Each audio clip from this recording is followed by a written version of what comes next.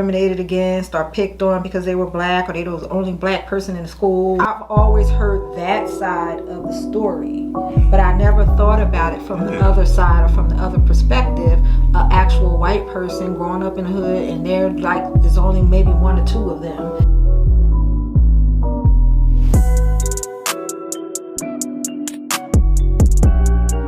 What's up, everybody? We're back. It's the Sippingtons, and this is my beautiful wife, Steph, and this is your boy Jay. Today we're going to do some a request that people sent in to us. Theo Von, white privilege. What's that about? We're going to check it out. It's a little comedy skit that everybody been requesting us to check out. So, first of all, before we get into that, don't forget comment, like, subscribe, share. Check us out on all those other social medias, the TikToks. We got the TikTok. We got all that other stuff, Facebook, Instagram, and all that good stuff. So let's get into this. Or do you want to say anything, baby, before I go? No, you got this. Theo Von is a clip called White Privilege. Let's do this. What's going on with that? Let's check it out. So, I grew up in my neighborhood. We didn't have a lot of diversity in my neighborhood. Diversity is always people's talking about it. And we didn't have it. You know, my neighborhood was poor black, poor white. That was our neighborhood, you know? So I didn't feel any white privilege. I know some people had it, man, you know? I knew some motherfuckers with sweaters. But I was 2 tank tops in the winter, okay? And I just didn't feel it, you know? I wish I'd have had some white privilege, dude. Sign me up. But I didn't have it, man. It was just poor black kids, poor white kids, man. And my poor black friends would always be like, man, look what you did to us. And I'm like, dude, do you think I would do all that shit to y'all and then move right next door, bro? Now, we gonna split this plum or not, dog? We're in this together, man. It was hectic sometimes. Fighting with black kids is tough. I don't know if you ever fought a bunch of black dudes, but they win. They win, dude. Dude, I got jumped one time after a football game by 5 black dudes. I don't know if you ever fought 5 black dudes at night.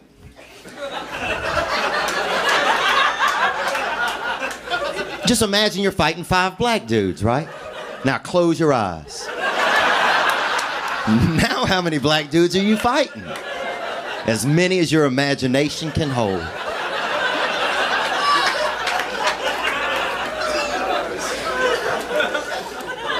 And white kids are horrible too, man. It was just, in poverty, it's just, that's what's going on, man. And if you're a black guy and you feel like that's racially insensitive, then imagine you're fighting 5 white dudes in a cloud. You're like, damn, this cloud is aggressive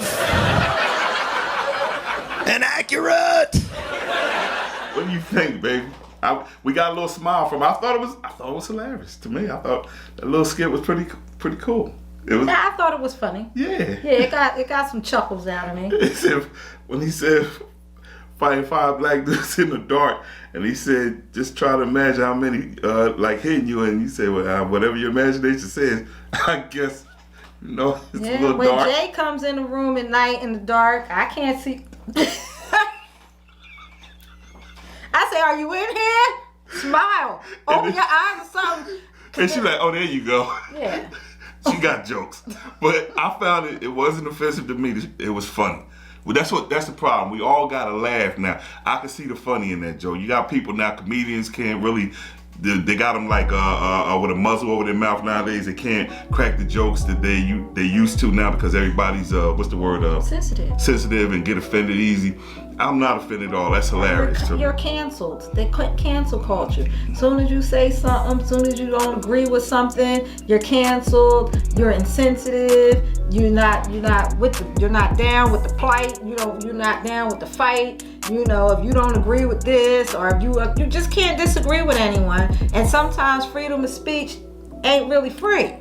Yeah. You know, everybody should be able to exercise that, whether you agree with it, whether you find it insensitive, whether you do not like it. They should be able to say whatever it is they want to say. Because I feel like I should be able to say whatever it is that I want to say as well. Yeah. But sometimes I guess it's the way you say things. I don't know what it is, or is everybody just really like little snowflakes now. Certain things that you can do back in the day and say back in the day, you can't do and say today. Yeah, because during our time when we came up a little earlier in the 80s and whatever, it might have been it was some things that might have been, you know, a little rough around the edge with the way people thought and said things back then. I get that. But now, you can barely say anything without somebody being offended. And if everybody's offended about everything, then where are we headed at as a country? Because that was funny, but you got people now that would try to get Theo Von canceled from that joke. It doesn't bother me. Why did they try to get Dave Chappelle canceled? What did he say? Yeah. He said something, I guess, that offended a certain community, and then a lot of people started bombarding him, and they wanted him canceled. It was? I think it was the trans community. Okay. I think. All right. Well, let us know. But we didn't see that, though. Maybe that's something we should check out and see what that's about. But back then, you could say that the word starts with an F and ends with a G. Oh, yeah. I'm like, oh. Okay. Back then, you could say that word. And it's a cigarette over in England or something like that. Now, they say it all day. if you say that word, you're canceled. This show's over. You say, it seems like a lot of things. But then people would say, why can't they say the N-word? You're agreeing with somebody having freedom of speech, being able to say what they want to say. Yeah. But you don't want them to say the F word that ends with the G. But the thing is, but then certain people and certain groups of people can say the N word and certain groups of people cannot. But the thing with me is, when I always seen certain people say the N word, since they were always with the people that they that the N word would pertain to, that like I would see a group of them and they all talking and it'd be a mixture of people. So you're saying you would see a group of white people with black people, and they would be saying the N words left and right, and I'd be walking past and they didn't care then or whatever, and I didn't pay attention. I'm like, that's what they listen to, that's what they hear constantly. But do you feel it's well, no, we're not even gonna get into that. That'd be a different thing. That's another topic. We're talking about this comedian right now. Yeah, Theo Von. I thought it was hilarious. I thought it was funny. I wish it was long. And back in our day, we had one or two white people up because we grew up in the hood. I can understand what he's saying, like where he was the minority, like it was just him, and having to go up against 5 black people, and you know you have to adapt and things like that because you know you're the only one. That's just like if we went into I think we were like in West Virginia somewhere. Yeah. Like we didn't see one white person a black person in sight. Like, and you know, it's not that you feel let's keep it real. I feel like you feel a little uncomfortable. I like a mixture. Yeah, we like diversity. White, black, Chinese, whatever the hell. Right. But when it's just too much of one whatever, it's just like, damn, what are other people? So you know, like, should be other people around too. You had to sympathize, and now that I'm a little bit older, I never thought about it. How that one person, who was the one, and then he grew up to be a cop, the one white guy that grew up in our my boy T. I'll just say his name is T. How you had to sympathize now that you're older, how he must have felt, you know. But then once everybody got used to, he was like one of the gang. Everybody loved. Nobody messed with him. He grew up to be a cop. You messed with him, you messed with us all. And he wasn't Eminem. He was just like a little nerdy dude in the hood. Everybody knew his family, knew his mother, and nobody messed with him. He was everybody's boy. Mm-hmm. And I think he used the word a couple times back then too. Nobody paid attention. Oh, that's just T, whatever. Like when he's talking and there'd be a conversation, and there was white boy John from Ewing. Remember him? He was cool. So we had a couple of them that grew up with us, but you know, I never really thought about it until now that I'm older, like from their point of view, how difficult that must have been growing up in an all black community or a hood or whatever, because somebody's always, I feel like the conversation is always a black person going to an all white school or a black person moving from the hood into like this whole gated community, and how they felt like they were like discriminated against or picked on because they were black, or they were the only black person in the school, or how this one or this one, like I've always heard that side of the story. So if you were a person, a white person, Chinese, anything other than black or brown, and you grew up in the poor side of town, the ghetto, the hood, whatever you want to call it, and you were the minority there, it was only one or two of you there, and you were surrounded by other black and brown people, let us know down below what your story was. Let us know how you felt, because I would definitely really love to know, because like I said, I've always just heard it from the black people's perspective moving into a white neighborhood. But you know, nowadays, or up to this day, I hope now all neighborhoods are diverse. I hope and pray, because that's what I would like for my children. And if your neighborhood is not diverse, then you should be taking your child or yourself out of that neighborhood just to see other parts of the world and other cultures and other neighborhoods, just to see how other people grow up and things like that. So then, even though your parent maybe cannot afford to take you out of that place, you still have some experience. One quick note: when I think it was my first or second year, I lived in an Italian neighborhood. We had a little section where it was mixed with Spanish and black, but it was like a building that was inside, surrounded by basically a Spanish and Italian neighborhood. I went to a school, everybody in the school, my first and second grade, was like Italian, basically Italian. I was like basically the only black kid there, so that's why, you know, I was just James everybody. I don't remember anything if anything derogatory was said to me, but I was just a little J. And I had a lot of friends, so I grew up around a lot of Italian guys, little kids, white or whatever. So I had the experience of growing up or going to school in an Italian school with a bunch of Italian kids, and I was the only black kid. So as I grew up, I was able to flourish with anybody. The black people like me, the white people, whatever. To me, if you're my friend, you're my friend. Whether you're Caucasian, black, whatever, I don't look at you like, oh, that's my white friend, that's my black friend, that's just my homie. We just friends.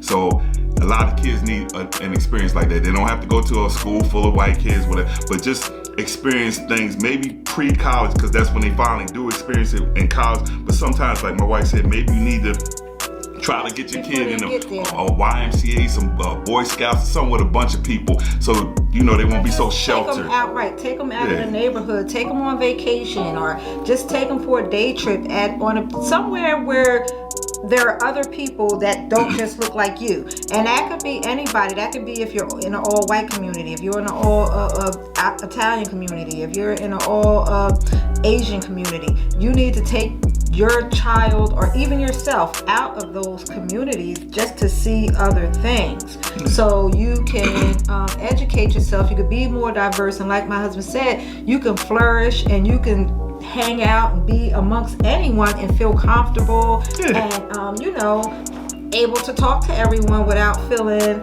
like, oh my God, who's this white person coming over here? Why is this white person looking at me? Like, you know, what do they want to talk to me about? Or why is this Asian person looking at me? What do they want to talk to me about? You know, you just feel comfortable and you don't see color, you just see people. Because kids don't know anything about color, racism. They don't come to the world inherently biased against anybody. It's learned, and sometimes it might not be a bad thing learned. They might just be around their whole, whatever their family is, and then when they get around somebody else, they don't understand how to cope with dealing with that person. Even if they didn't hear anything bad or mean or racist in their house, they might feel strange when they're around other people, be it Asian, Afro-American, or white, or whatever. They're just used to it. So, like my wife said, maybe kids need to get out and experience things. The parents take them out and put them around a little mixture of everybody. Even if you can't afford to live in that neighborhood. Maybe you can't afford to live in that neighborhood and you do live in a poor neighborhood, or you do live in the quote unquote ghetto or the hood or whatever it is you want to call it. Just because you live there doesn't mean you have to be a product of that. Your parents should be able to take you out for a day to see other things, to experience other things, to let you know that life offers other things, and then that'll give you something to work towards. Something, okay, I've seen this type of house, or I've seen this type of neighborhood, or I've been here to a beach, or I've been to Florida, or I've been to Canada, whatever it may be. It's more life out here, and there are other things that are here other than my so-called circumstances, you know, that I live in daily. this gives me something to aspire for, to work towards, to reach for, because I can see other things and know that it's attainable. Yeah. That's all. I mean, but we're supposed to be talking about this comedy. Like, I go Might off the split this rail. in two. I go off the rail. No, If you- you just want to hear us discuss any diverse issues or talk about anything and just have a little sit down and talk about these type of issues, comment down below, because I can go on and on about them. And again, let me know if you grew up as a minority in a neighborhood where it was just you and maybe one or two other people. Let me know how that affected you, or if it affected you at all, or if you flourished there. You know, let me know. Comment down below. We love you guys. Get your smoke on. Get your puff on. We are out.